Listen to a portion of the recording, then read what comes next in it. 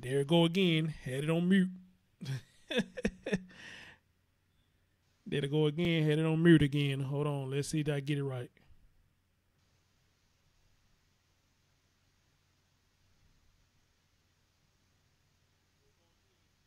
All right, there it go. There you go. Okay, there go the sound right there.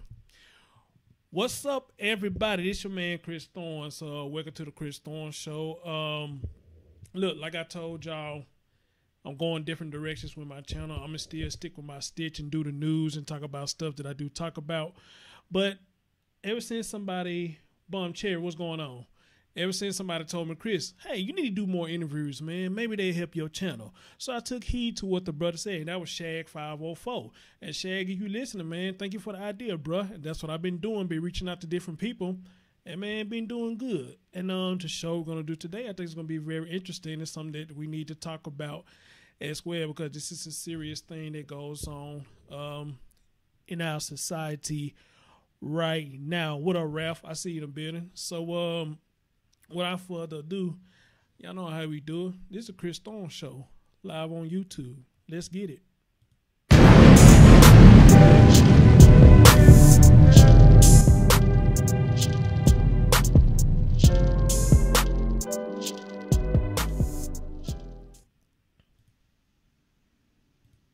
All right.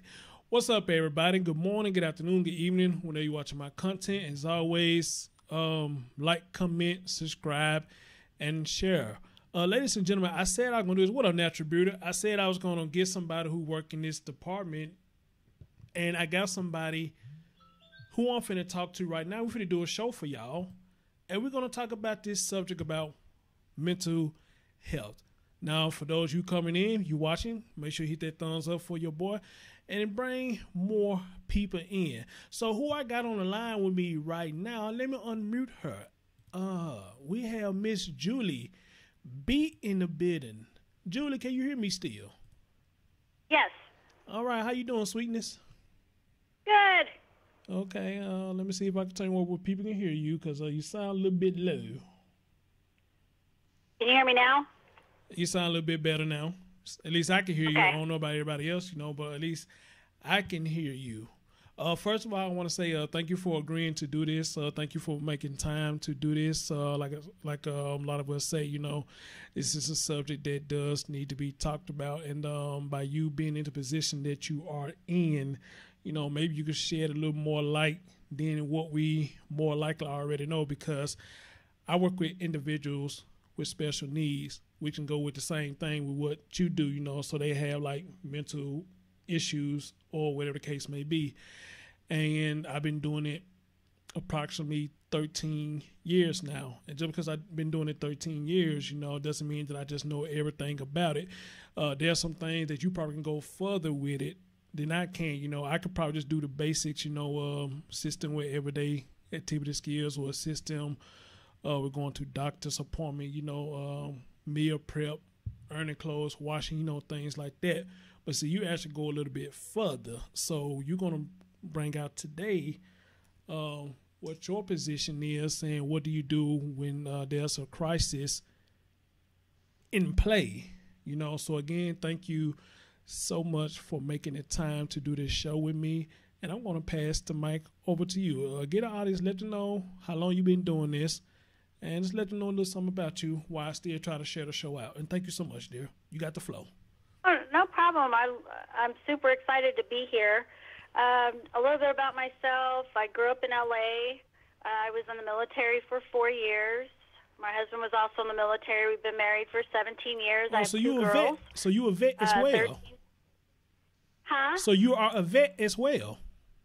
Yes. Well, how about that then? Well, thank you for your service, ma'am. Thank you for your service. Thank you. Go ahead. Thank you. So I have two girls.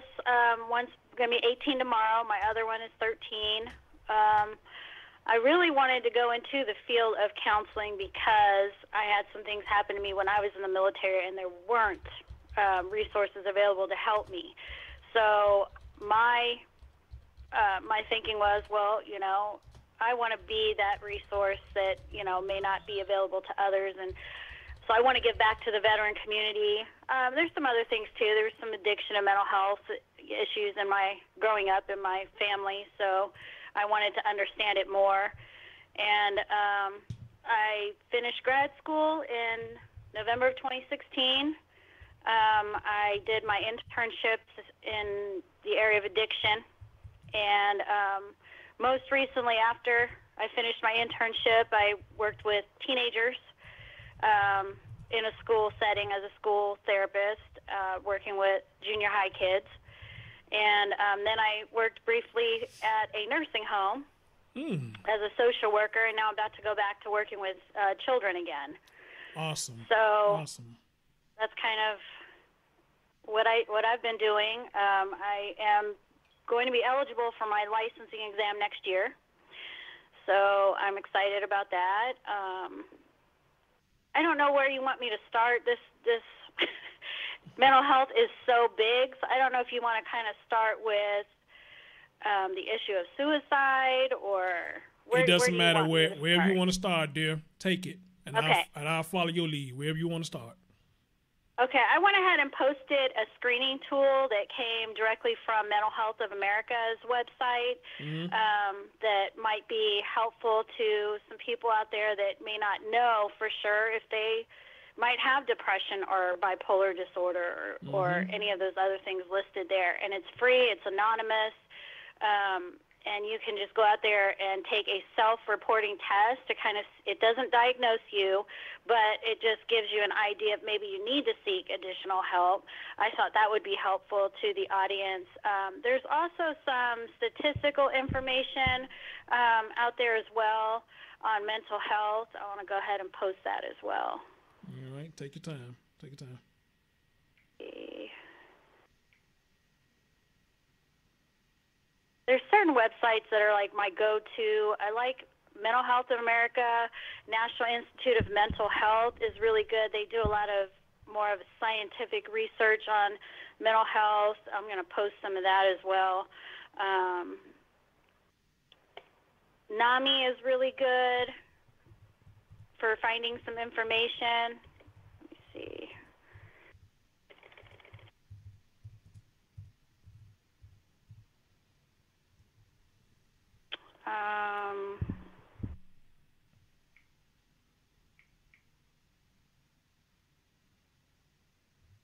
I don't know if anybody in your audience might have questions for me. Maybe that would be kind of this is what I have. If they have questions, they can either DM me on Facebook, or the phone line is open. So we can have. I've got to tell y'all, people, my bad. The phone lines is open, so you want to come in, join the conversation, ask Ms. Judah some questions, that's fine. Or if you want to share a story with somebody in your family or whatnot that's dealing with mental issues, come on up. You're more than welcome to talk about it. So the phone lines is open.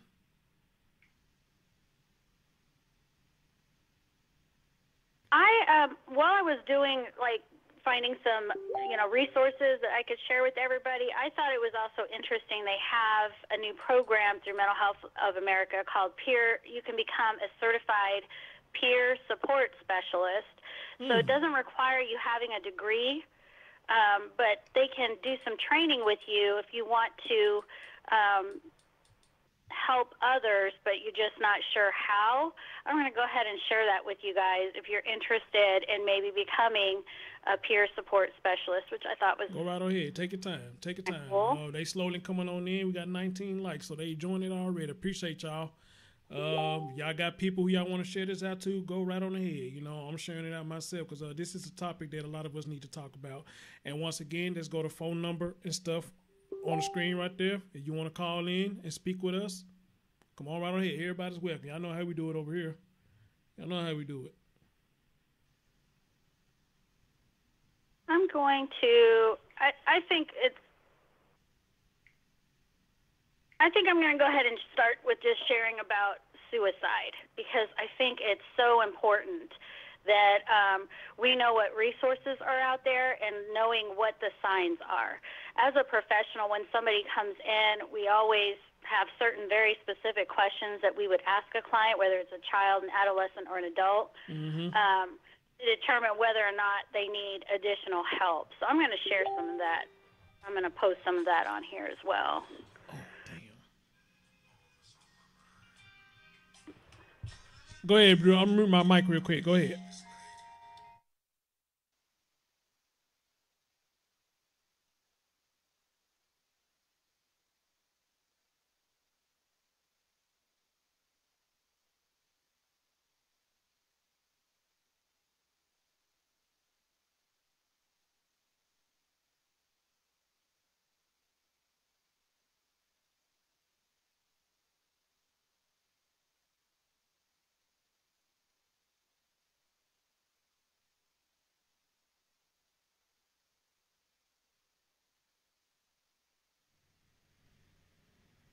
Are you still This is posting, kind Drew? of this is Okay. kind of tricky, guys, because I can only do 200, 200, I guess, letters at a time. So it's kind of Okay. Well, go ahead. Take your time. Take your time. I need to send this information to somebody anyway, so take your time.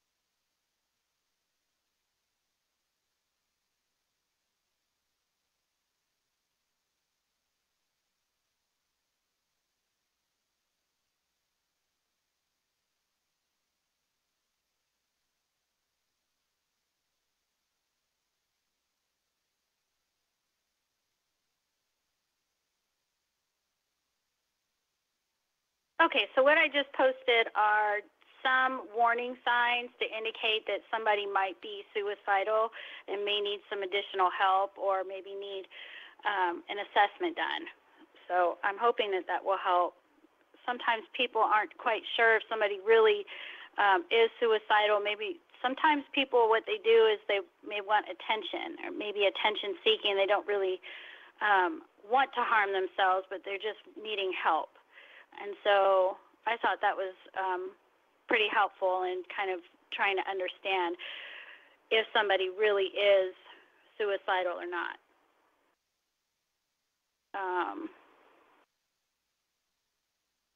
For those that maybe have a teenager or work with teenagers, this is a great blog website that teenagers can go to if they want to talk about their struggles and they don't really have anybody that they can talk to. So that's a great resource. I do see that some people had some questions here, so I'm going to go. Somebody wanted to know about mental health diagnoses. Yeah, Is it the same? Brian, I think he asked you a question. He said, how do you feel about mental health diagnosis? Is it all the same or by individual basis in regards to like owning firearms? Ooh, good question. Okay, so to answer the first question about mental health diagnoses, because I'm not fully licensed, I can make recommendations, but I cannot diagnose. We have a book that we use. It's called the DSM-5. It's over 1,000 pages. The mental health professionals, use that all the time to determine what the symptoms are. I will say, I'll be honest with you all, it's a bit subjective, and it's all based on what symptoms are observed, what is reported. Sometimes not everything gets reported. So there are times when maybe somebody is misdiagnosed, and so we have to revisit that and see where the individual is. As far as owning firearms, that's a tough one because there are a lot of people, we see it in the news all the time where there are people that are not mentally well and they get a hold of a firearm and people get hurt. What's going to be done as far as laws or background checks to own a firearm, I'm not for sure, but that is quite an interesting topic for debate because there are quite a few people that are able to get a hold of a firearm, and it's not necessarily, it becomes a safety issue. So I don't know. I don't, there's no easy answer for that one.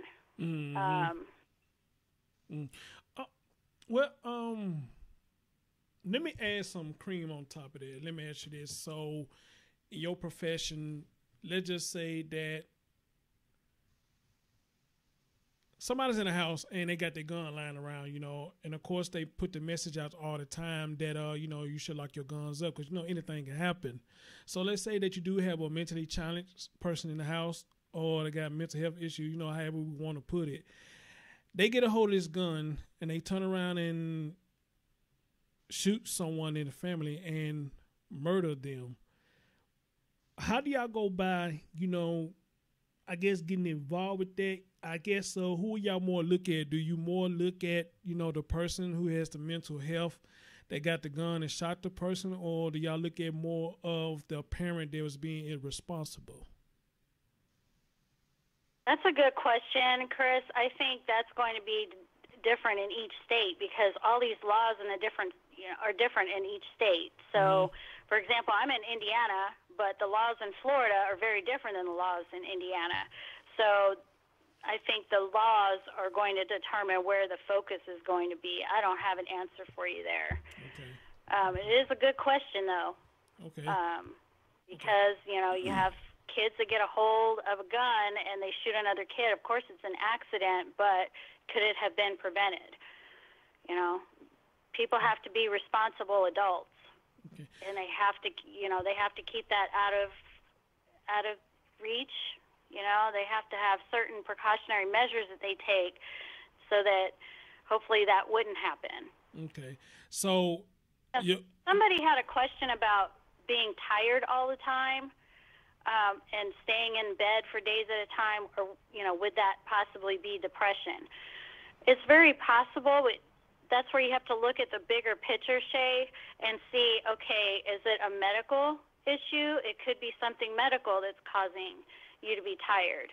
Have you had any kind of major changes in your life, like losing a job or somebody passing away? I mean, you would have to look at all of those other factors to see if depression is a possibility. I like that. But you can also, Shay, you can go up to the top post where you can also try and do like a self-assessment if you want to see if that is a possibility or not. Okay. What up, Tiger Man? So, Julie, you being a counsel, when do you come in the picture? When do you step in as a counsel? When do you step in? What has to happen for you to step in? It really depends on the setting. So it depends on, as a counselor, what is that counselor's role? It's very different in a residential setting than it would be, say, a school setting or a hospital, a psych hospital. So we have different roles in different settings that determine when we would step in. Okay. Sometimes we get referrals, like this job that I'm going to start. I'm going to be working with children, teens, and families, some of which are involved in DCS cases that are struggling with severe trauma. I mean, there's some cases of, sex trafficking. Parents have died. I mean, just a lot of really severe trauma. And so I would come into play once a referral is sent from other parties. Then I would become involved and start working with the families. So it really depends. It really depends on how your employer has it set up. Okay, yeah. So if I'm understanding you right, whenever it comes to you, it can go anyway, right? It just depends on what the situation is. Right. And then there's private practice settings where you would reach out to somebody in private practice, which is very different. In private practice, it works a little different. Okay. Let me ask you this, far as medication, when it comes to people with mental disabilities, how much of a role do you play in that? Do you prescribe anything, or you have to follow a chain of command and send them to somewhere else who is able to prescribe them some medication? Yeah, even a licensed mental health counselor cannot prescribe medications.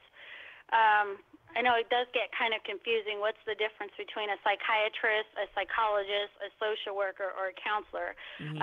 Generally speaking, psychologists can do therapy and testing. A psychiatrist most of the time will do medication, like they call it psychotropic medication management, and testing. And social workers and counselors are kind of the same. They just have a difference in maybe the education piece of it. Their education is a little bit different than a counselor, but we pretty much are one and the same. Okay.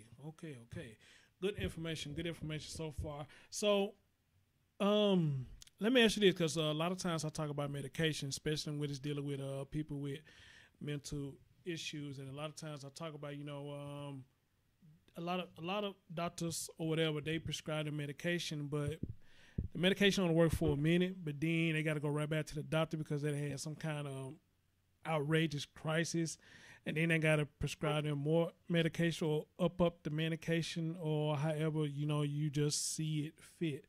And one of my things is, I say that medication, I think sometimes makes a lot of them worse when you open a medication. How do you feel about that statement, about them, constantly giving them upping a medication? Do you agree with me when I say that I think that's dangerous, or how do you look at that as far as the medication goes? Here's my take based on the research I've done. I think Americans in general are over-medicated, period. Okay. Medication is not, it's like therapy. It's not a quick fix. There is no, quick fix. Absolutely. Like you take a pill and everything's gone. The general census is you take medication and do therapy as well. Now, what works for one person may not work for the next person. Adderall may not work for somebody with ADHD, for everybody with ADHD. You know what I'm saying?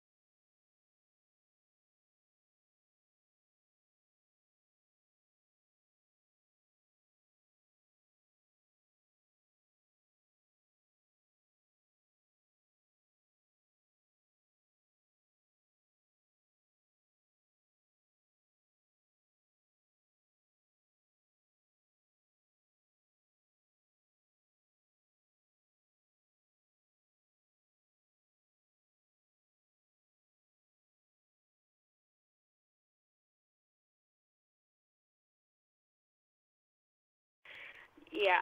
So there could be some other things going on that the prescriber would have to look at. Okay. My bad, John. I put the mic on mute. When it comes to I do want to say this too. When it comes to medication, if everything is working the way it's supposed to, if the counselor is aware that Dr. X is giving, medication to your client, you should be having, as a counselor, they would have a conversation with that doctor. So the therapist should be collaborating with that doctor to say, hey, I saw so-and-so today. This person's reporting hallucination, is taking this kind of medication, and then that provider should be meeting with that client to discuss that. Okay. Let me apologize. That makes sense? Yeah, let me apologize to the audience, man. I put the damn mic on mute again and forgot I had it on mute. I apologize. But I'll tell you what's the question I just asked her. She was able to hear me. The question I asked her was, medication has side effects, and mostly all of them probably had the same side effects. But has it ever been known that side effects in medication will cause a person to hallucinate? So that's what you were hearing her explaining.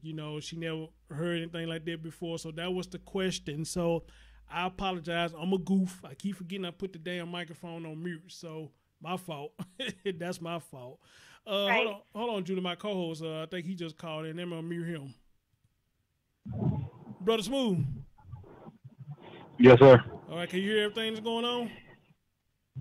Yeah, I heard everything. All right, cool. Julie, this is my co-host. His name is Chris. Also, he usually do the shows with me, but right now he's on the road. But I asked him to be on the show with me, so he will hang with us as long as he can. So, Julie, this is Chris. Chris, that's Julie. We speaking with Julie on mental health, brother.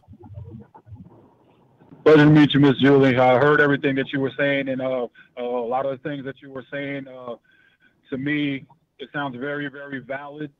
To where, like, I was going to ask a question. It's like, why wouldn't there be more people, or is there a need for more people to go into that same field, as Brother Chris would say, and a lot of people that can do, should I say, like, you say should be more well about mental health issues, because a lot of these issues is falling by the wayside, and like a lot of things are happening in this world as of late. There definitely is a need. I think part of the problem, it's not the funding, because the government dumps tons of money into mental health research and programs and things like that.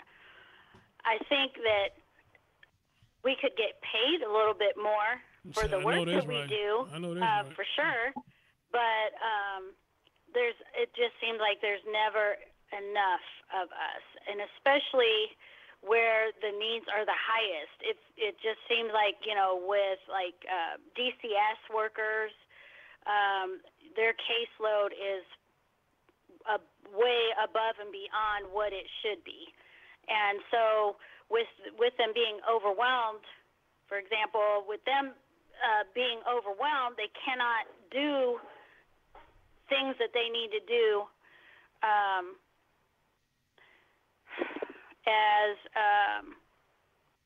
that they would like to do. It makes it difficult for them to put as much time into each family that would normally be needed, because they have so many families and they're driving all over the place. I just, I don't know what the answer to that is, but definitely, there's such a high need, and it's only, I think, going to get worse. I know here in the Midwest, heroin and opioid addiction is crippling families here. It's really. And, I know there's no quick and easy answer or solution to the problem, but I will say, I've read books on this, and, I used to think, like, everybody wants to encourage people to go to AA meetings, okay, for example. Right. Well, Alcoholics Anonymous and Narcotics Anonymous, where is the empirical evidence to support the, efficiency of those programs? There is none. And it doesn't really work like, as much. There's no high, success rate for those programs. So what else can we do? And, I don't think enough people are asking those questions. And, people are sometimes court will require them to go to those meetings. There's people that are, for some, I've talked to people that say, if I want to get high, I just go to, Narcotics Anonymous, and I can, get my supply and things like that. And it's like, well, that's not how it's supposed to work. And, rehab, for a lot of places, rehab is a money-making business. I'll be honest with you. People go in there and it doesn't work, and they go through 4 or 5 times the same program, and it's like, well, if that didn't work the first time, why not try something else? So, I mean, the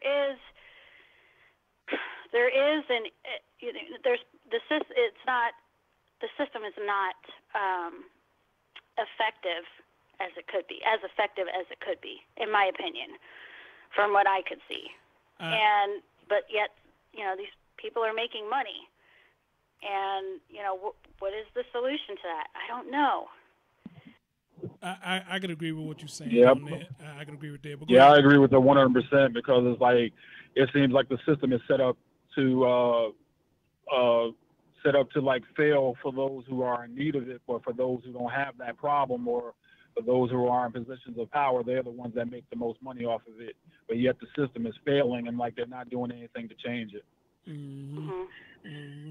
So, Julie, you mentioned the DCS. You mentioned DCS, Department of Children's Services. And I'm glad you brought it up because I didn't think about it until you said this. How much of a role do you play in the DCS? Do you have any role in it at all, or if you do, what's the percentage of the role that you have in it when it comes to DCS? I haven't. I'll be honest with you. I haven't. I start my job tomorrow, but the way it was explained to me, the way my supervisor explained it to me, is there are cases where kids have been removed from the home. Courts are involved. They refer these families to us for therapy, and then we report back to the courts how the child is doing, how the family is doing. There are times when we may have to show up for court and testify how the family is doing and make recommendations. Okay. So but anything beyond that, I'm not for sure how that's going to. Okay, so as a counselor, you really didn't have no hand in it, right? Well, we have a hand in the therapy piece. Okay, gotcha. And so, gotcha.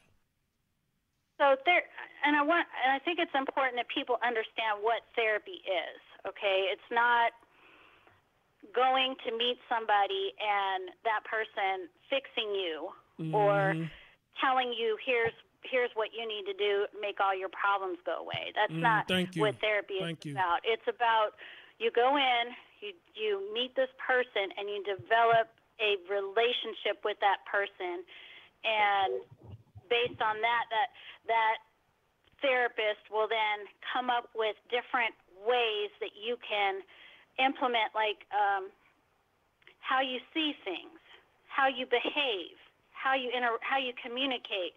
It just depends on the need of that person, but what can you do differently so that you have a different outcome? So it's kind of like a life coach, I guess you could say, but just helping that person see things from a different point of view, working on changing behavior so that you have a different outcome with your behavior, if that makes sense. Yeah, that does make sense. And I'm glad you broke that down because I think a lot of us do have that mindset that since you're supposed to be coming to give therapy, that you are supposed to be the person that fixed the problem. And that is furthest from the truth. You go there to make assessments. And I guess probably in your assessments, you could say, hey, try this, you know what I'm saying? Maybe this will work. But your job is not to say, once I get out there, it's guaranteed that this is going to change their life, or this is guaranteed this is going to fix the problem, what's going on. So I'm glad that you broke that down. I really appreciate that because I think a lot of us do get the mindset that therapy means y'all fixing the problem or it's going to be an overnight fix or whatnot. So good deal. Good deal with that one. So let's get into the crisis part. Okay. So, when you was a counselor, because you say you're going to start a new position tomorrow, so that's why I'm saying when you was a counselor, and congratulations on your new position. So when you was a counselor, did you ever go out to the homes and visit them and do visits and do your services at the home? Did you ever do that? Again, that depends. I will say in general, that depends on your employer. As a school-based therapist, yes. So what I did was I would be in my assigned school all day, and I had kids that were assigned to my caseload, and I would see them as needed. I worked over all spring break, fall break, summer break, and what I would do during breaks is we would go out in the community, and we would work on social skills and different skills. And sometimes I would, meet them in the home and do family therapy in the home. So sometimes I would go into the home, and I'll be honest with you, family therapy, especially in the home setting where the family feels comfortable, that's where I have seen what we call breakthroughs, where, there's just that aha moment with the kid and the family, and it's really, really cool to see that moment where they forgive one another for something, or Right. maybe the kids never been able to tell their parent they love them, and they've done that. It's just very emotional.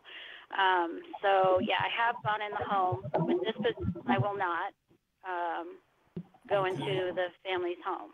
Okay, and the reason I ask because when y'all go into these homes, and did you have backup when you went there? And the reason I'm asking because we talk about the crisis part now. You sometimes you go to these homes and you catch them at that moment, and they just boom, they just act out. So meaning you have to get in defense mode and have to prepare for your safety, and you will have to, I guess, get somewhere and call the crisis team. So I guess the question would be, do any of y'all just have people to go there with y'all to be as backup in case something does pop off so they can get you to safety and y'all call crisis? Or how does that protocol work if somebody having a crisis? Each place where you work has a specific policy in place for that. Okay. Where I was working, that's never happened. But Okay. if it were to happen, I would immediately call my supervisor, let her know, and then she would instruct me on what I would need to do next, whether it's call 911 or her come to the resident and intervene. So it depends on the company's policy, which would be very clear what to do, what would need to be done. Sometimes kids have crisis in the school, so it's not just in the home. And so there's very specific steps that need to be taken. Sometimes, it may require that child go, be admitted inpatient. If needed, if they're going to hurt themselves or hurt somebody else, or they're having a psychotic break, for example. And you know what the sad thing about that is, and I think Brother Smooth finna say something. My fault. I didn't mean to cut you off, brother. But and that's one of the sad things about it because they don't mean it. Probably for the majority of them, they don't mean it, but just something that just clicks, something that's misfire, and they just go into attack mode. Now, some of them, like I said, I've been doing this for 13 years. Now some of them are very well aware of what they're doing and will do it on purpose. For example, I done work with a couple of people with disabilities. They would sit up there and tell you that they would get you fired. They would literally sit up there and do shit to you and tell you if you do anything to retaliate, I want to get you fired. So those right there, they are very coherent in what they're doing. I would say they probably be mild disabled, but they are high function. But the ones, that just got it, like, I don't want to say got it bad, but I guess I ain't got no way around it. For the ones that got it bad, you could be sitting in there chilling and doing your thing, and all of a sudden they just wild out and start fighting you and biting you, spitting and all types of stuff, and I think that's sad that happens to them, So I'm glad you brought that up. Brother Smooth, you finna say something to him? Yeah, I was listening to a lot of things as far as like when she goes into the homes or like if she has like a caseload in school and all that though.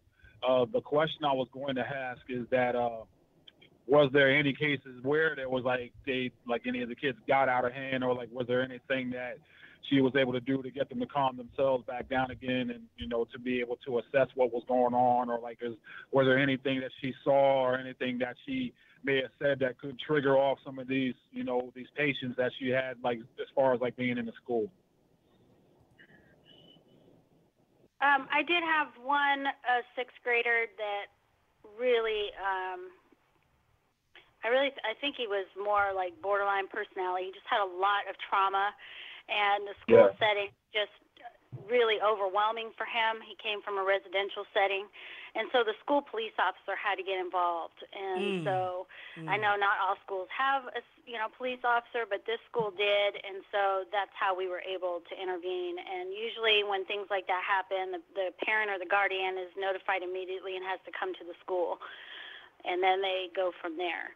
I had another eighth grader that was really having a hard time, and he could be aggressive verbally and physically, and I was asked to intervene.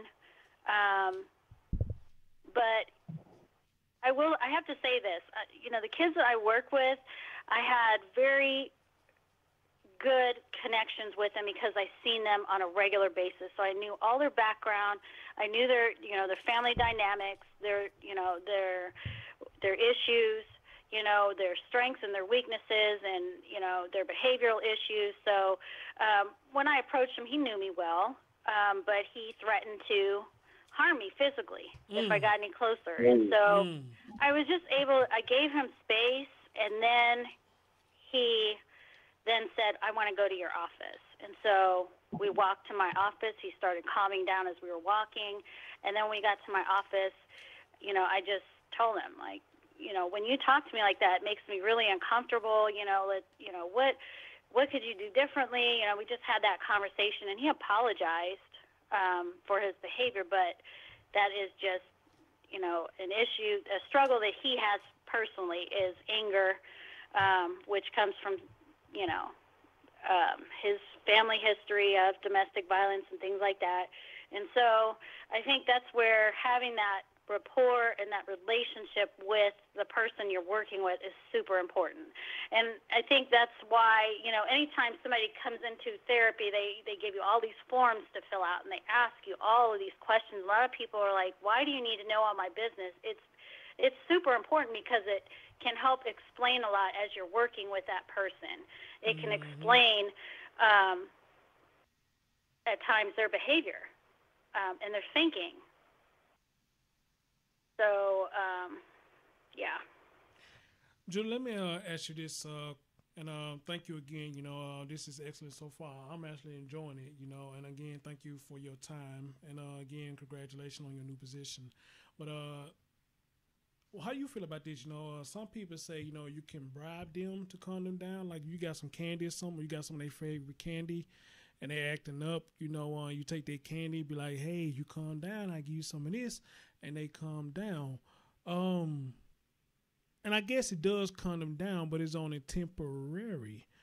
How do you feel about that? Do you think that's a good gesture to bribe them, with some of their favorite stuff to get them calmed down, or do you look at that as you rewarding them for bad behavior? I don't see that as a bribe. I see that as a comfort measure. That's maybe a way for, especially if you're working with a child or a teenager, maybe that is how they can cope with their state of mind in that moment. I had some kids that, I had a big stuffed animal, and just hugging the stuffed animal made them feel safe, made them feel that it helped to calm them down, and that goes back to what I was saying a lot earlier where, why are we so quick to use medication?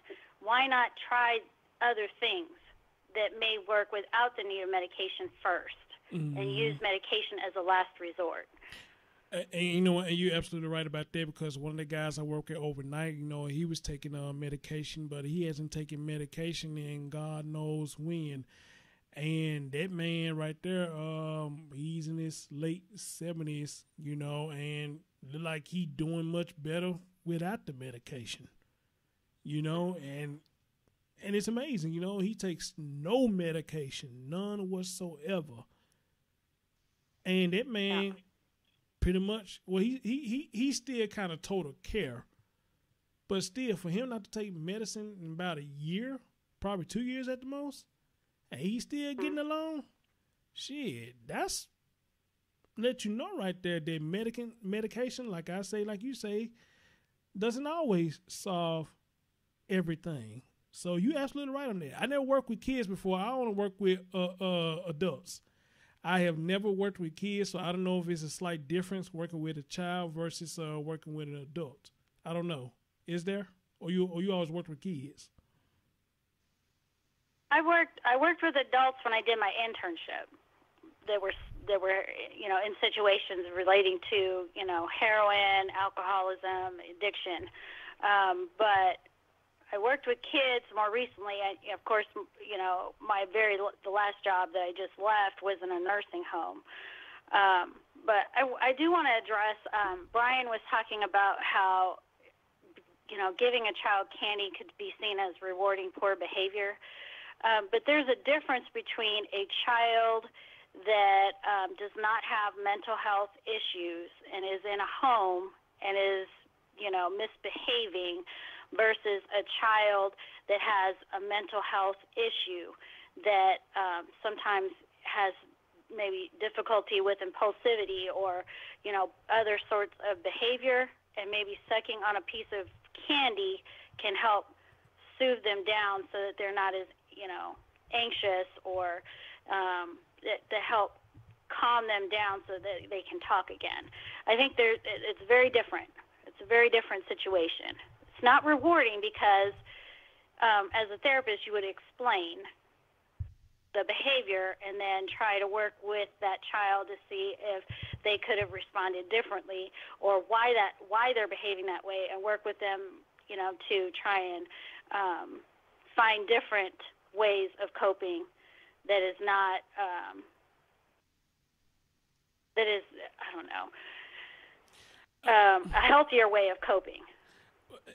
See what I'm saying? Yeah, it's not the same. Yeah, and I understand that, and I kind of understand where you come from too, because that's why I asked you that. Because now, with what I do, we have to follow their support plan.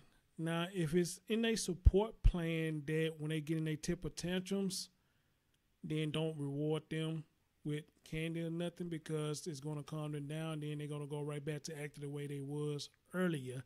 So it's only a temporary fix, So if it's in a support plan, then yes, that's our protocol right there. Go by the support plan. Don't bribe them. Don't bribe them with food. Because some of them they'll act out just to get what they want. And I guess with them, when it comes from their conservatives, which a lot of time would be their parents, if their parents tell us, or put in a support plan that, don't bribe him with food. As a matter of fact, when he get in this certain mode, look for this, look for that. If they do this, don't entertain it. It's like one guy I used to work with, well, I'm not going to say his name, for HIPAA laws or whatever. He liked to talk to himself. And he had a behavior analyst. And ladies and gentlemen, you haven't hit that like button on, so hit that like button for your boy. Should be about 30 right now. We at 27. And the phone lines is open if you want to join the conversation. Anyway, he used to talk to himself, and he had a behavior analyst, and the guy used to be like, he's going to say some things that we're going to find funny, but I don't recommend y'all entertain it, because if you entertain it, he's going to keep on doing it, and he was right. As long as we entertain it, he kept on doing it, but I'm guilty, because some of the stuff he was saying, it was just hard not to laugh at it, but when he saw he had an audience, he kept on doing it when, that's not what he was supposed to do. And also, a lot of them have a chart that if they do keep doing certain stuff, you're supposed to mark it down that they doing this, and that determines if him and the behavior analyst got plans for the end of the week or whatnot. Let's just say, for instance, him and the behavior analyst, if he got a good record, he's going to take him to get some pizza. But if he's going against what his behavior plan says, and we're marking it down that he's doing that, then he's not going to get rewarded for doing against what his plan said. So I can understand the question that Brian was saying. That's why I issued that too. Would you consider that, or how you look at it as bribing them just to get them to calm down? So I understand where you come from, but I like your breakdown as well. But again, like I said, you're dealing with kids, so it's to me sound like it's slightly different versus than dealing with adults. But Brother Smooth, you got anything else you want to ask me, Julie? Man, I'm loving this conversation. Go ahead, brother. Yeah.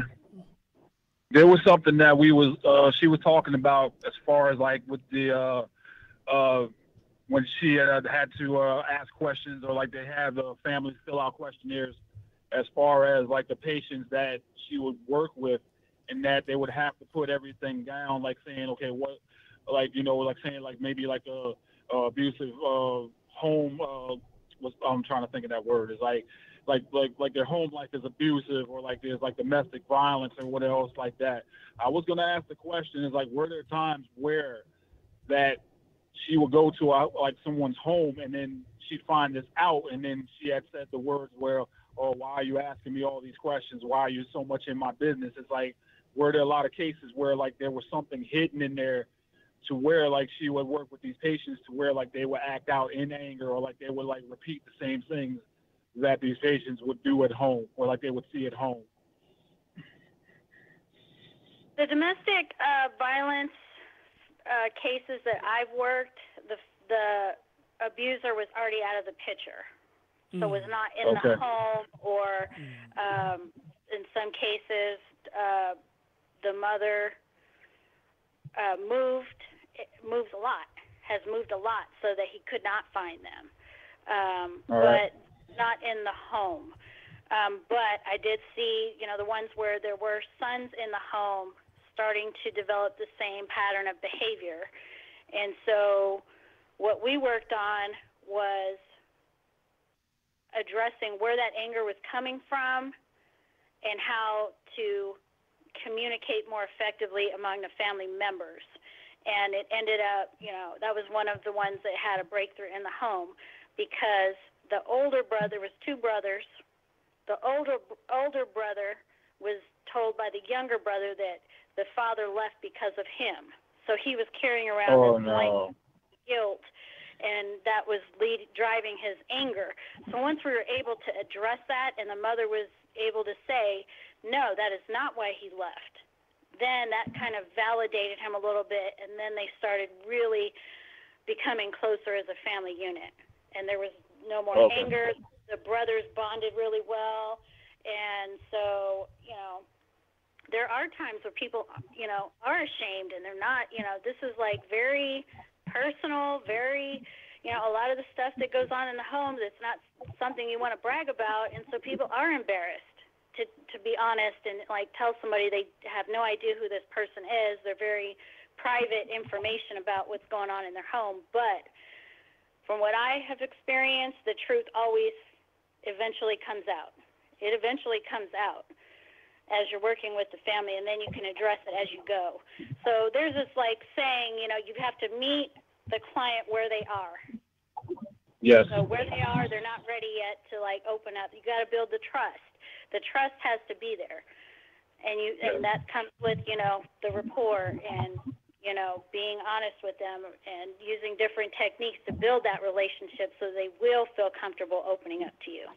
You know what, Ms. Julie, you are absolutely right. Man, I'm loving this conversation. I'm surprised there ain't more people up in here coming here listening, but what I'm seeing is a lot of them probably just coming in real quick, hitting the like, and we almost got 30 likes. That's pretty damn cool, though. So, but anyway, welcome, Light Bearer. Thank you for coming watching the show.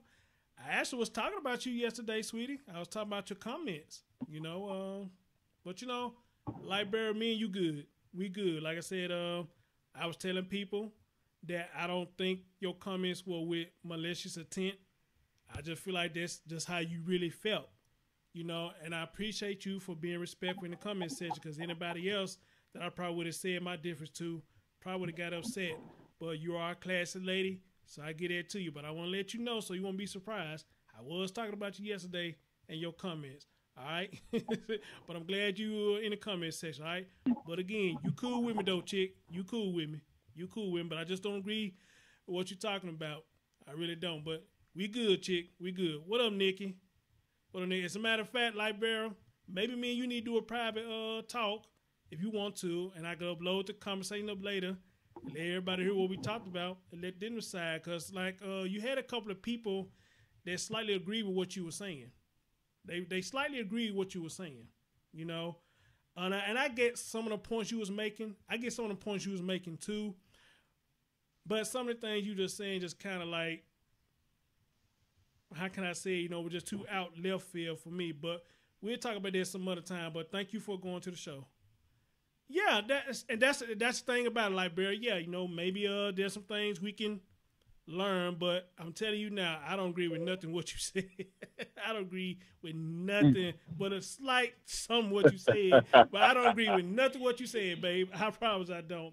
But like I told people, at least you're respectful, and I respect you for that, So what you're going to learn about my platform, even though we had difference of opinions, there's no reason for you or not to disrespect each other, okay?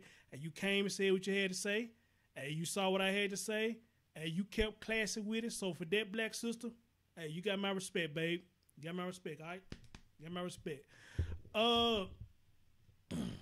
Julie, again, thank you so much, because I'm loving this conversation, you know, and we probably need to do a part 2 and bring some more people who work in this field with you to talk about stuff like this, especially when you finna go in the field you finna go in now, where it's not like you finna start hanging with the big boys, you know. So again, thank you for your service. We need more people like you, and like a lot of people always say to me, you know, we need a lot more men in this field as well, because this field is filled with women. It's filled with majority of women, and I think we do need more men in this field. But I think the reason a lot of us men won't touch it because we're afraid.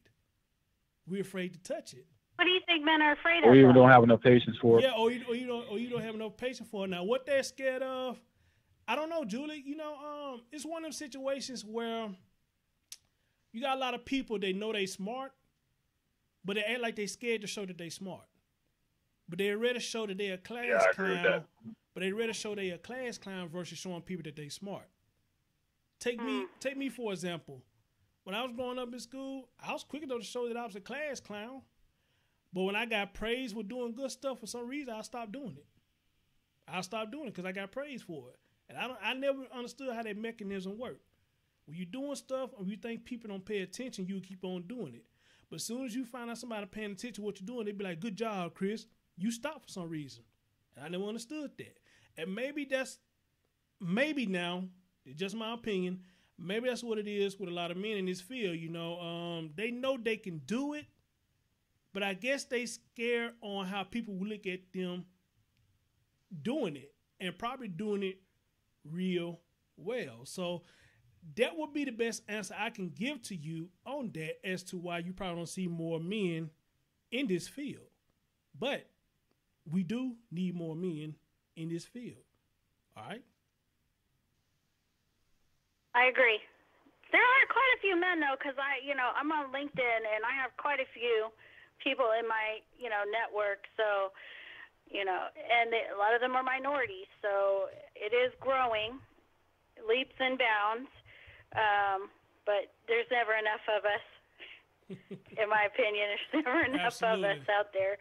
Absolutely. But I did want to address Brian's comment about the stigma of mental health in the community, and how diagnoses can, affect, people's willingness to seek help. And my response to that is, you are not your diagnosis. If somebody has diabetes, you are not diabetes. You are way more than that. And so the stigma with mental health, I mean, it's a shame, because people don't say, especially with addiction and, people who struggle with mental health illness, if you look at any other medical condition, if somebody had cancer, do you say, why can't your body just create the, right amount of blood cells to be healthy? If you're diabetic, does somebody say, why can't your, stomach or your body create the right amount of sugar? We don't do that. But for some reason, there's this stigma that people think mental illness is a choice. It's not. Now, wow, I never heard that before. Wow. I never heard that before. Mental illness is a choice. Now, I'd have heard of people try to play like they mental ill. I'd heard that before, and I'm pretty much sure a lot of people heard that. You got a lot of people, they play like they mentally ill, like the story I did last night, Julie. I think you saw the post that I did about the little baby girl, Jariah Daniels, who lost her life at the hands of her moms.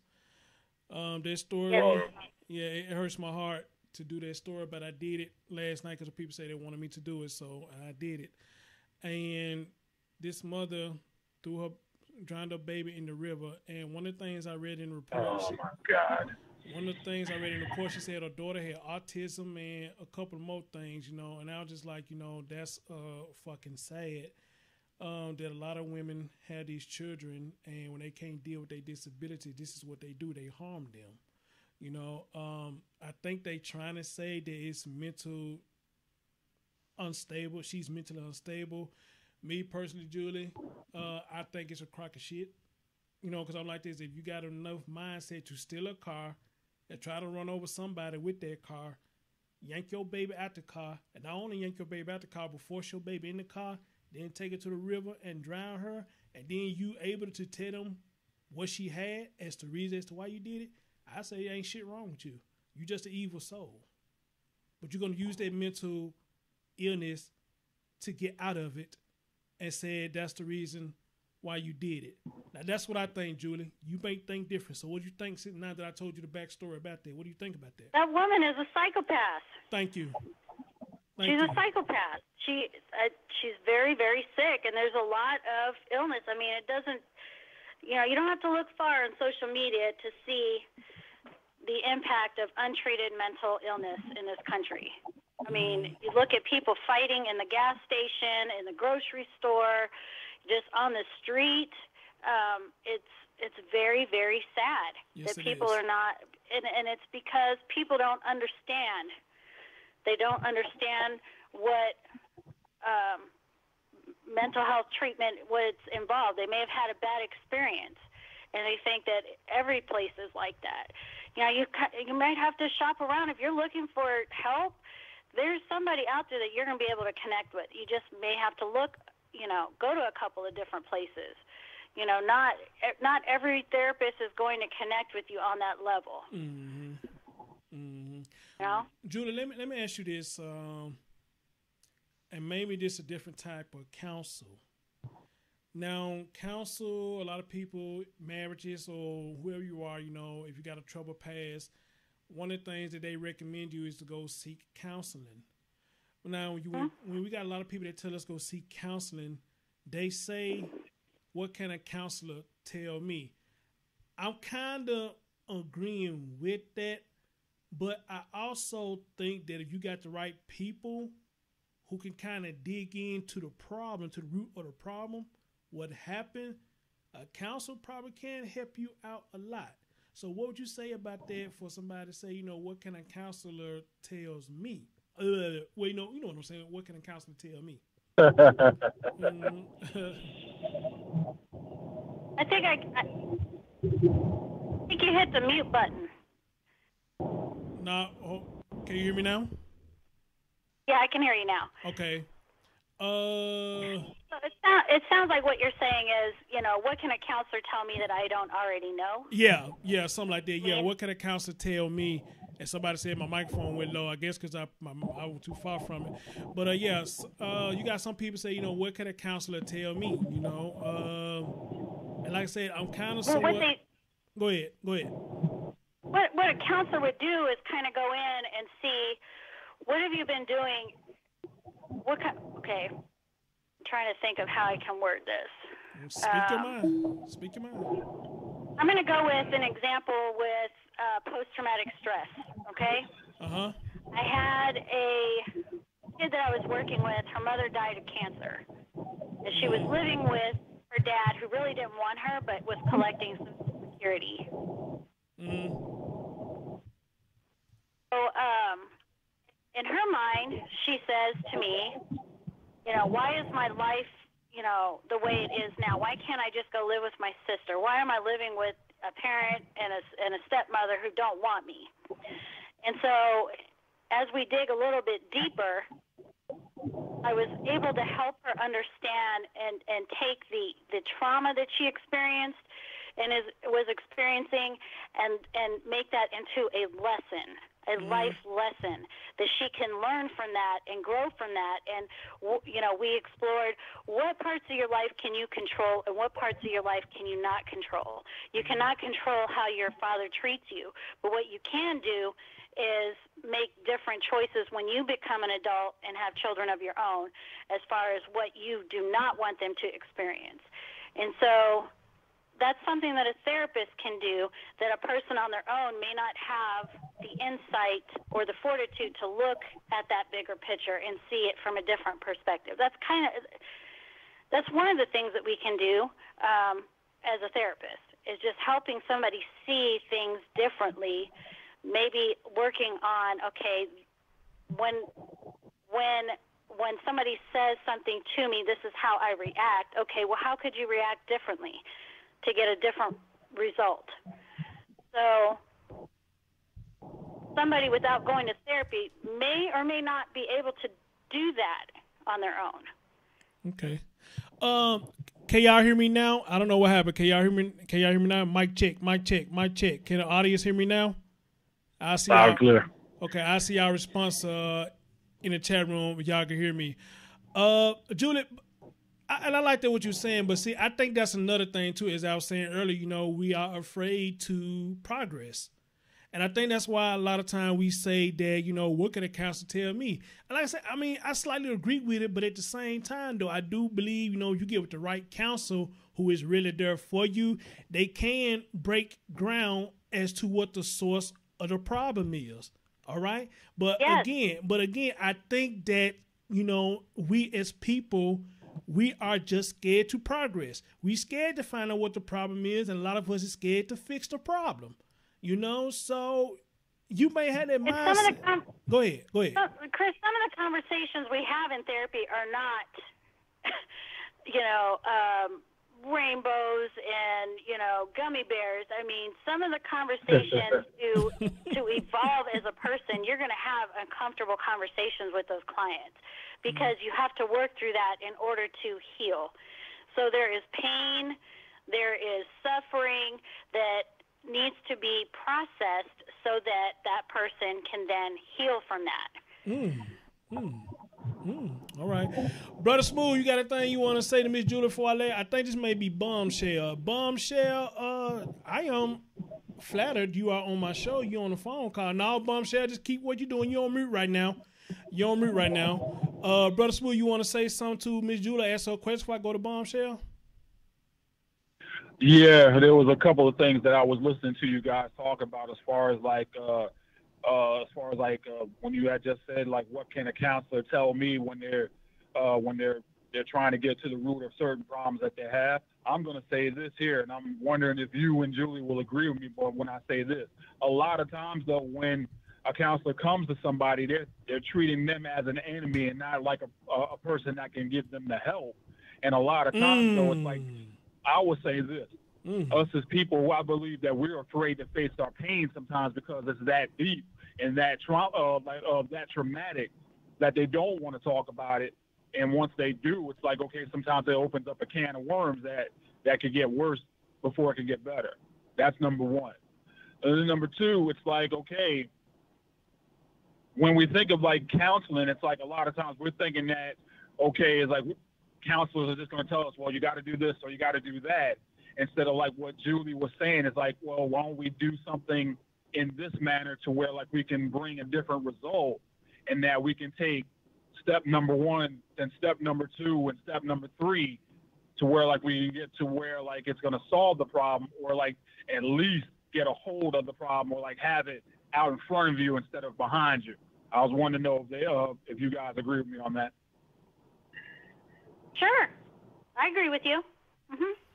But I think some people are afraid in the beginning and are, you know, I've dealt with parents that are very, they can be aggressive verbally, very defensive. Oh, yeah. Yes. They talk to you a certain way, but I don't, you know, I have to separate that. That is not that's not personal. What that is, right. Is that's their fear. They don't trust me yet. And so that's where I have to, on building, once you build a rapport and they understand where you're coming from, you're not there to judge them. You're not there, you know, to say you're a crappy parent or whatever.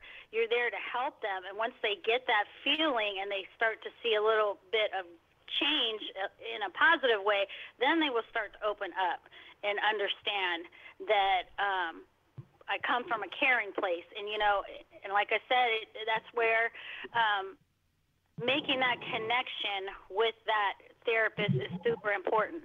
And not everybody's going to make that connection with that particular therapist, but you can look at different ones. You know what I'm saying? Yes. I know it's hard. I think it would be hard, for example, if somebody brought their kid in for therapy, but the therapist doesn't have any children, or you go in for marriage right. counseling, and the person's never been married. that would make it really hard to connect with that person. So you can narrow that down. There's, and I'll put some information out that you can look for and understand where I'm coming from. Julie, this is awesome. This is freaking awesome. Let's go over here to 302. I think this may be the one and only Bombshell. Is this you, Bombshell? Yes, how you doing? I am doing fine. Wow, this is flattering that you over my side of town. I'd have heard your name all around. I hope all good things, I hope. Well, I can't just really say. I just hear the name Bombshell. I can't just really say if it's bad or good, but anybody, I think I hear your name the most over there on Logic. So if you're over there with him, then I assume that you are good people. But I appreciate you calling in, though. Go ahead, speak your piece. Okay. So what is her name? Julie? Yes. Julie? Yes. Julie, how you doing? Good. How are you? I'm okay. I wanted to call in from the first time I heard you because you mentioned that you were in the military. I was also in the military, and I had an experience that happened to me also in the military that caused me to have PTSD, among, depression. I ended up being depressed for a while without even knowing that I was depressed. It took a while for me to realize that I was depressed. And when I say a while, I mean years. And some of the things that I had was that I was in bed a lot. I really didn't care, about my life. Like, all I was doing was taking care of my children, taking care of, the family, my husband. But I really had there was nothing that I wanted to do in life. It was like I was just here just to make sure they were okay. And then something happened where I ended up having to go to the VA, and they diagnosed me with a few things. But you're right when you say that not all therapists can help you, because it took at least 15 years before I opened up to a therapist what happened to me.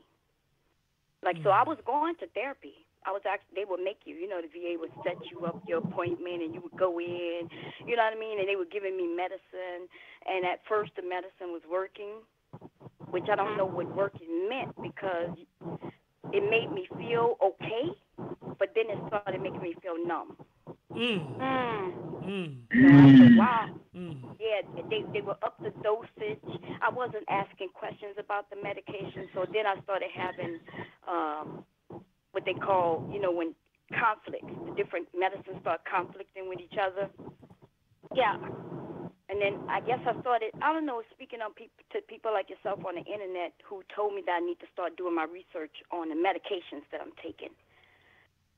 So I dropped a lot of medications. But I guess what I wanted to tell people out there, that a lot of us, we think of therapy in a negative way, because you think that something is wrong with you. We hear that it may come down from our family members. It might be in our family.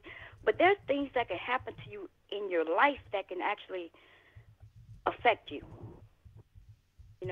Affect you in a way where you just need to talk about it. It's almost like my soul was begging to talk about it to someone.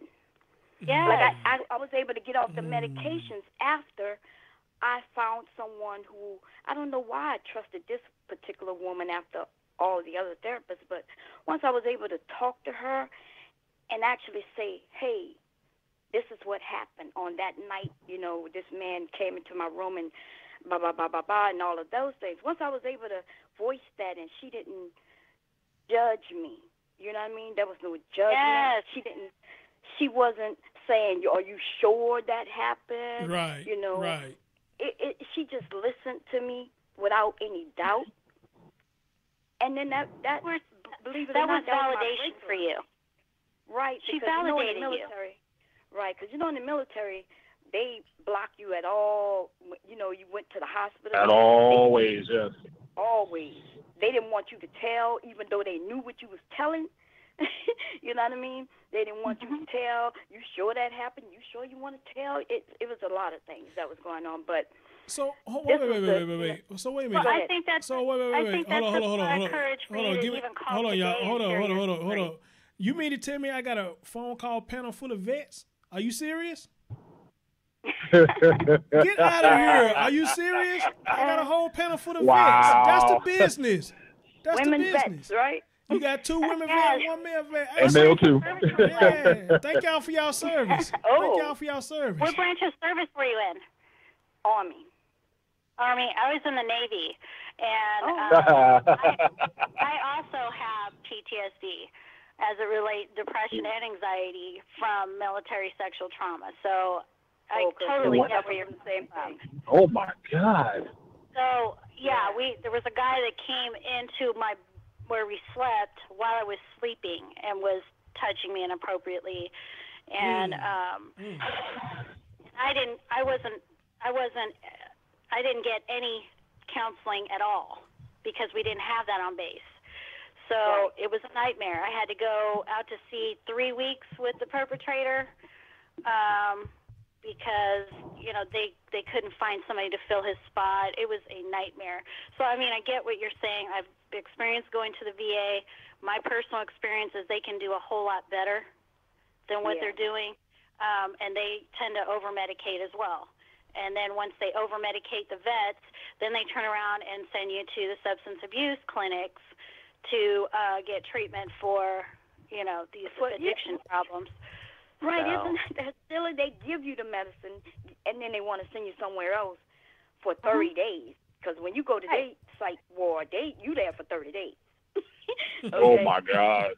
Yeah, and they treat you for addiction instead of the problem. You know what I mean? They're still not trying to help you with the sexual trauma, which we found out is massive. For those of you who've never been in the military, this is something that's massive. What do you do when it's your supervisor? The Oh my God. My supervisor, who I dealt with on a daily basis, decided that he wanted me, and I didn't even know this man wanted me that way, and he decided that he wasn't gonna just throw hints anymore. He just came in my bedroom and raped me. I'm so sorry that you went through that. Dang. Yeah, I'm sorry to hear that too, because I was in the Navy myself, and it's like a lot of the Navy, the rules are like one unwritten rules in the Navy is don't ask, don't tell, which I don't like that at all, because if something like that tends to happen, because I wasn't on like what they call like a tender or something else like that. It's like if something like that happened, and I would have thought, no, I gotta let somebody know, because that could have been my sister, my mother, or anybody in my family. And it's like, my thing is like, if you touch anything like one of mine, that's not acceptable. I'm sorry. Right. Well, EEOC, nobody was wanting to help me. They wanted me to deny it, act like it didn't happen. I'm able to talk about it now because of therapy. You know what they told me? What people higher up in my chain of command said. Well, what do you expect? You're the way your body is shaped. You're drawing attention to yourself. So, what do you expect? Yeah. Even a female, the EEOC that I went to, she told me? I should be lucky I can serve in a man's military, because at one point women couldn't. That's stupid. I'm not. Y'all don't know the military, man. It's a trip. My heart goes out to. What about men that are getting raped?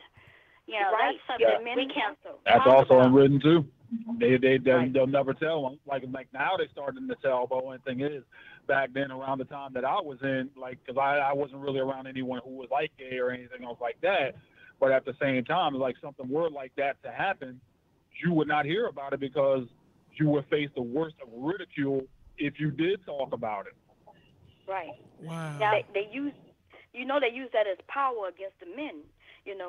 Oh yeah. You want to punish a man by having sex with him. Isn't that weird? You want to punish another man by having sex with him. Wow. Right. And power and control. And I want to tell y'all something. Y'all not the only vets. We got vets in the chat room. As soon as I said that, we had about 3 or 4 people say they are vets in the chat room. Wow, this is freaking awesome. This is awesome, man. There's somebody in the chat room that I was stationed with, and I don't know exactly who that is. I'm trying to... Light Bearer says she's a vet. I asked her to call in, but she said not today. That's fine. My man Brian, he said he's a vet. And Elaine, I did not know you was a vet, dear. Wow, man, thank y'all for y'all service, man. And this shit y'all talking about now. And if this is what y'all talking about now, that's for a everybody mess. that's been in, man. Yeah, thank y'all. Thank y'all for y'all I service. salute you. Thank y'all for y'all service. Thank y'all so much. Bombshell, that was real cool. You come in and sharing that, and I'm glad you came over to watch the show. I am honored that you called in. Don't make this your last time. If I got another call in and it's a subject that you can relate to, hey, feel free to call back in.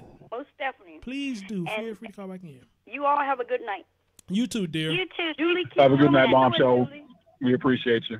Yeah. Yeah, that's awesome. That is so awesome. Bombshell, everybody. Bombshell live on Chris Thorns' side. Wow. But like I said, man, they just touched me right there. I had a panel full of vets. I think David C. He just came and said he a vet. He's a vet. Look at all these vets in the chat room, man. This is freaking awesome, dude. That's awesome. Real. It's amazing a conversation or an interview could lead to something like that, man. It could lead to something like that. You never know. Had a whole panel full of vets to come on. That is so awesome. Julie, thank you so much. This was wonderful. Again, thank you for making time to do this with me. It needed to be done. A lot of people in the chat, they enjoyed it.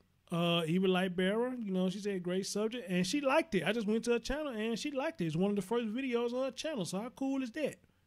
We had a disagreement, but she still messed with me, Chris, though. why don't you do this? If anybody in the chat has questions on a specific subject that they would like for me to talk about, why not put it in the chat, and then when we do a show again, we can talk about those issues. Well, you could do that, but the thing is, you might have to write down what they said, so we could do it for a part 2.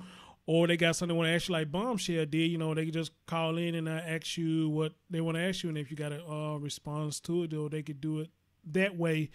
The phone lines are still open now. Somebody do want to call in and ask any questions to you, but if not, Julie, I'm not going to hold you up anymore. Like I said again, thank you so much. I'm pretty much sure my man Brother Smooth, he enjoyed you as well. Yes. And we got a lot of people that like the conversation, and keep this in your archives. Let people listen to you on the show. And congratulations on your new position, dear. I know you're gonna do well. Absolutely. I know you're gonna do well.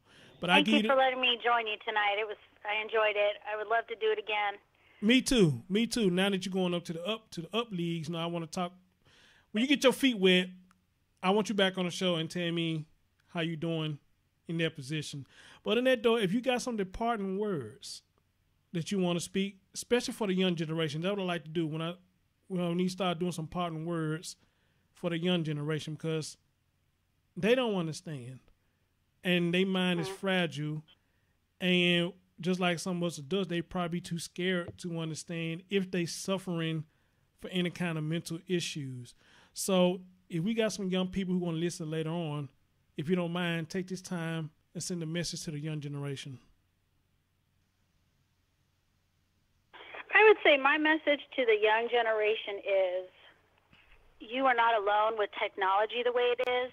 There's nothing that you cannot look up online to help understand what you're going through. There are blogs out there. There are resources out there. You can text. Now, if you're in a crisis and, you're feeling suicidal, you can send a text message to the National Suicide Hotline and get help. So you're not alone. There's other people out there. Maybe you can find a support group, but nobody has to go through that alone. That would be my message. Thank you so much. Thank you so much. There's a quote, I'm trying to find it here, that a psychiatrist, one of our staff physicians used to use, and I really Bombshell, I just subbed to your channel, so whenever you go live or something, I can return a favor, come show you some love like I do anybody. I'm all about support, Hey, we need to support each other, especially on a platform like YouTube, where it's messing over a lot of people that you make views, get likes or whatnot. They're doing it to me, so I'm pretty much sure they're doing it to a lot of people. They messing with my views and my likes, you know, and it's crazy. But I'm always down to supporting other YouTubers, so I just subscribed to the lady Bombshell. So, and Bombshell, maybe we can do some shows together, depending on what the topic is. Like me and Classy did, you know, me and Classy did some excellent shows, and I looked at your page. Looked like you did a video about relationships. You would have been one of the perfect candidates. When me and Miss Class, we did 3 shows about relationships. I wish you had been here then. You could have got on one of them phone calls, and it probably would have been a damn good phone call. So I'm looking at it now. I'll probably take a look at that when I get through doing the show. But go ahead, Julie. You say you looking up something? Go ahead. Yeah, there's a quote that says, you know, our staff psychiatrist said it one day, and it stuck with me. If you focus on the hurt, you continue to suffer. If you focus on the lesson, you continue to grow. So I think it's so important to look at pain, suffering, and failure as a lesson, and not anything else. You can learn and grow from that. Julie, you are absolutely right. I'm going to say this before you go, because I'm kind of like that. You know, when something has hurt me or someone has hurt me, you know, I sit back and just think about some shit that I know I shouldn't be thinking of. And it's because of that hurt. You know, you sit back and you just think about it, and it just be like just this inner demon just want to come out of you and just go do some stuff to the person who made you mad. That's because you focusing on it. And, you know, a lot of us try to distract ourselves, you know, to try not to focus on it, but even that doesn't work, because you can only distract yourself for so long, because what you heard about is eventually going to come back, what you heard about. You know, now some people, and I could do it too, but it takes some time. I could swallow it and don't let it come back up, but it takes some time. You know, they're just like when you're trying to heal yourself from something that happened. You know, they say time heals all wounds. And I think it's the same thing with anger, but the only difference about anger is, I think with a lot of people who are angry, I think that's something that you need to let out. Because if you hold a grudge, that shit will eat you up. It'll eat you up. Trust me, I've been there. Holding a grudge, it eats you up. All right? Because if you got a grudge against somebody, as long as you don't see them, you're okay. But as soon as you see that person you got a grudge against, oh man, it's almost hell to the captain. You be having all these thoughts that you just want to do something devilish to them. So that is a good quote, Julie. Thank you so much for that. No problem. I was going to say with anger, I have found that anger involves some level of sadness and fear or both. I agree. Where's the fear? Where's the sadness, or both? That's usually where the source of the anger comes from. Absolutely. Absolutely. Yeah. Julie, enjoy the rest of your night, dear. Thank you so much. It's been wonderful. Thank you so much. You just don't know how much this means to me. Thank you so much. No problem. Good night, everybody. Good night. Good night, Julie. Thank you so much. Julie B, everybody. Julie B, thank you so much. This was an excellent show. I'm kind of sad in one instance that we didn't have more people watching, but we did have some people come in because we got 32 likes, so that's pretty damn good. You know, I always put on a good show. Good, man. Yeah, I always put on a good show. Then when you be on, brother, it makes the show much better. You know, and for anybody who asks about DJC, you know, I thought the man was home, but the reason I probably ain't heard much from him because he's been out of town enjoying himself, and I don't blame him. You know, so. Yeah, just have no fear. I'm back now, so I'll be around a lot more. So right, no worries. Right. And Judy said, "Thanks." Had to take some time away. Right, and Judy said, "Thanks everyone for letting me talk." No, Julie, thank you. Thank you. Because she said something to me, and it shows me she's not a selfish person. And I'm gonna read to you what she said. If she don't mind me reading what she said to me earlier. Like I said, this lets me know she's not a selfish person. Where our conversation at? I want y'all to listen to this.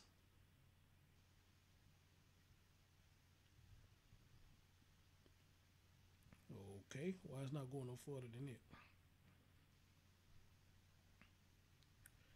Okay, for some reason it's not going no further than that. Why is it doing that? Bugs in the system, maybe. I don't know. Let's try it again. Hold on. All right, there we go. There we go. All right. All right. So check it out. When she told me she was starting a new job. Oh, Christ! Come on now. Yeah. She told me she was starting a new job. Okay. All right, and I told her, I said, "Cool, we can bring it up as well. You deserve praise in what you do." I said, "That's awesome. I would bring it up about her new position." And I was telling her I would tag you once I posted on Facebook. I would tag you. Yeah. This is what she said to me. She said, "I appreciate it, but really it's not about me. This is about psycho education and making people more aware of resources. I am always learning and growing as a professional. I don't think I will ever know enough. I try to stay humble and true to myself." So, other words, she wanted to do the show just to bring awareness. She didn't want to make the show about her. But what I explained to her was, regardless of how you look at it, it's going to evolve around you because you are the person that I'm talking to. You are the person that I'm interviewing. So I want you to understand, I'm not making a show involving you. We are bringing awareness, but by you being the person I'm interviewing, yes, it's going to have a lot to do with you as well. So I said, but come on the show, you see how it works. But when she said that, this showed me that she's not a selfish person. And we need more people like that. I agree. We need more people like that. And y'all see, she didn't ever question. She tried to answer to the best of her knowledge. And hey, you could have asked for no more. She did wonderful, man. Right. Wonderful. And we can't ask for no more than that. Again, shout out to Libera. She's still listening. Like I said, I posted your comment on Facebook, and I just want to get people's opinion. But she's in the chat room. I don't know if she's still there now, but she came and showed love and pretty much stayed the whole show. Better check it out. Yeah, she stayed the whole show, so shout out to her. Man, shout out to Bombshell, though. That was a good call, man, and that's sad what she That went was through. good, yeah. That was good, but it's sad. Yeah, she's still there. There she go. That's sad what Bombshell went through. But you know what, Brother Smooth? She's not the only one that's going through that. Yeah. She's not the only one that's going through that. It's a lot of people who goes through that. And the sad thing about it is the good people that go through that. The people who don't bother nobody, the people who trying to get their life together or making their life better, they the one who go through that fuck shit. But And it that's seems dumb like because if anything, people just want to do what they need to do and don't be bothered, want to serve their country, want to do some type of good to where like they can find what their purpose in life is, and then they have to go through that dumb nonsense. I'm sorry. To me, that made me angry to hear that these two beautiful women that are doing what they do, they had to suffer through something to where us as men is like we use power in the wrong way just to get what we want, but then don't have to suffer any consequences from it. But they did. You know what I mean? all right. Liberia said, she said, thank you for sharing her comment on Facebook. All right. No. And like I said, Liberia, like I told him, I didn't put that up there to bash you. I just wanted people to see how a lot of people with their logic of thinking when it comes to racism. And, let me just say, you got a couple of comments that people, they kind of agree with you on, but for the most part, you didn't get not so many good comments, so, but it's all good, though. Like I said, we good.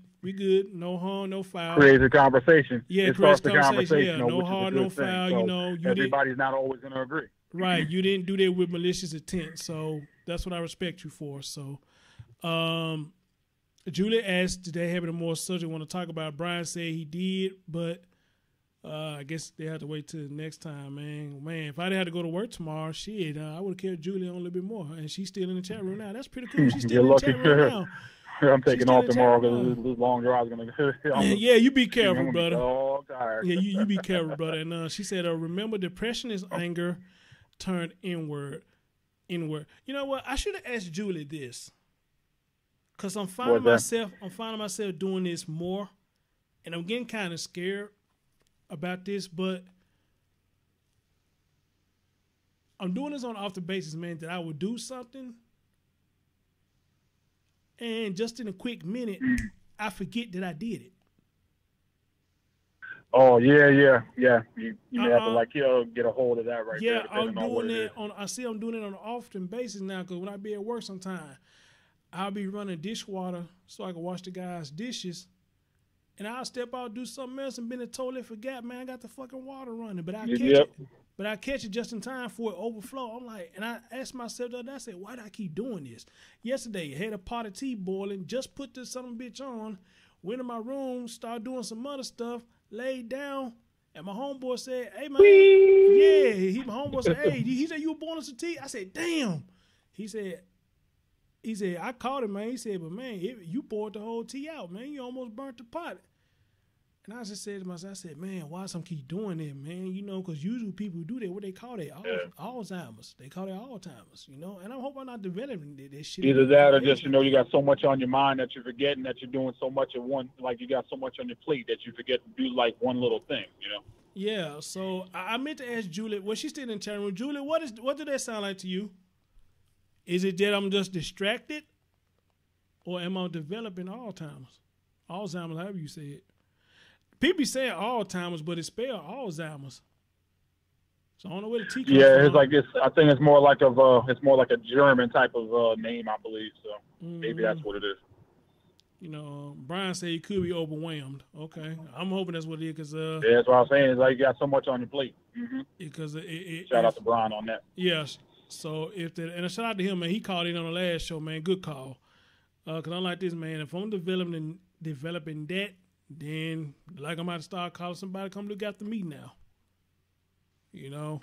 Hey, you never know. Like, for all that you do for others, man, there's going to be someone who's going to look out for you. So I wouldn't even worry about it. You know, just find out what it might be, or, like, you know, if you need rest or, you know, whatever it takes, man. Just find out what it is so that way either you can get the help you need to because, hey, even those who give help need help after a while, bro. I know. But in there, y'all, thank y'all so much. Again, shout out to Library. Thank you, Boo, for coming by. You know, I wish you would have called in. I do want to have that conversation with you, though, about your issues with the race thing. I do want to have that conversation. So if we could set up something with me and you could talk private, and if you allow me to load it up later and let everybody hear us talk, I would love to do that with you. And you say whatever you want to say. Just like I did with the young lady about the color struck stuff, you know, we could do the same thing. You could talk to me about your issues about that. Elaine said vacation time, maybe because when I was in New Jersey, I ain't forget shit. I had fun, so maybe that's what it is. I know. I know. Shoot, that's my home state, so I already know. Right, I was in New Jersey. I ain't forget shit. It's just like I think I was gonna have so much fun where I couldn't stop moving to save my life, and then when I was like finally was able to lay down, the next thing you know, it's the next day already. Right. Something else. Julie said it sounds like old age. Might be because I'm 2 years from 40, so it may be shit.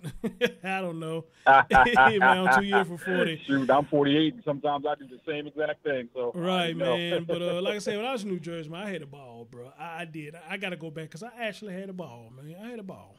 You know? Yeah, man. That's what I was telling you. I was like, I wish you would have like the time that you was gonna see your friend or whatever. I would have been there. Cause like, man, we would have had it up. We would have had a ball, man. So I keep telling her, you know, I want to come take you like to a couple of spots to eat and everything, bro. Let me tell you would love it. Yeah, man. Real talk. But in there, y'all, shout out to Bombshell. Shout out to Lightbearer. Shout out to my man Brian. Shout out to all of y'all. But the biggest shout out goes to Miss Julie. Miss Julie, thank you so much, and I cannot wait to do this again. Other than that, y'all, this your man Chris Thorns. I am signing out. Y'all enjoy yourself. If anything comes to mind, I will be back later on tonight and do another show because I did a double show last night, but I don't think I have anything that's going to come up unless somebody just send me something that come across my table. She said she want to do one again next Saturday. Let's see what I'm doing next Saturday. Hey, Queen. What's up, babe? Julie, I had to get with you on that. I had to see what I'm doing next Saturday. And she said around the same time. I had to see what I'm doing next Saturday, Julie. So we'll keep that up in the air. if we could do the next Saturday or not. Other than that, y'all, thank y'all so much. Brother Smooth, thank you so much. And also thank y'all vets. Not a problem, bro. Thank y'all vets for y'all service. Matter of fact, Brother Smooth, I'm going to shut the phone line down, brother. You know what I'm saying? But you be careful going home, bro. And let your mans know, man, when you made it home safe. If it don't get too late, let your man know you made it home safe, brother. Yeah, well, worst case scenario, man, I just like leave a text or something else like that on your messenger or something like that, let you know I got in safe. So, yeah, it's gonna be still like a little while. So, like, I was thankful that y'all guys that did the show because I was in it to win. It's like I forgot how long it was gonna be before I got home. So it's like it was definitely it was like a twofold type of blessing, man. So I appreciate that. All right, brother, no doubt, man. Till next time, my guy. Till next time.